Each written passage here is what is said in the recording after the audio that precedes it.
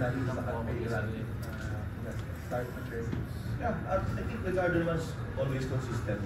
So I talked to him about being aggressive from both ends of the floor. Actually, not only on offense but also on defense.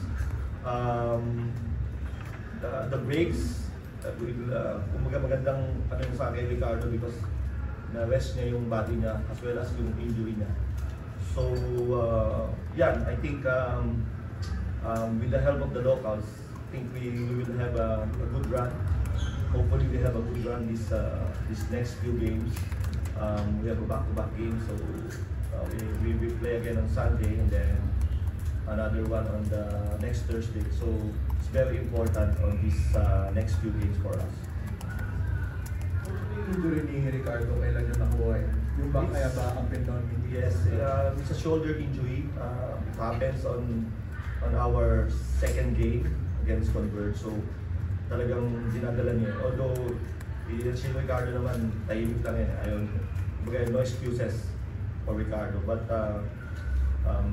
the medical staff doing a good job i-handle yung injuries. But right now, I think he's 100%. So it's a good for us. Coach, update lang kay Colby and will he be able to play the next coming? Colby sa day-to-day siya. And then I think nilagay mo na namin siya sa reserve injured list. But the target is on the 16th. If not, I think the 26th na siya. So yun yung target ng medical staff na. Anong injury? Meniscus. So wala siya against San Miguel? How do you see your game against the Miguel? Yeah, I'd say again, it's a battle, it's a grinding game again. Both teams need to win.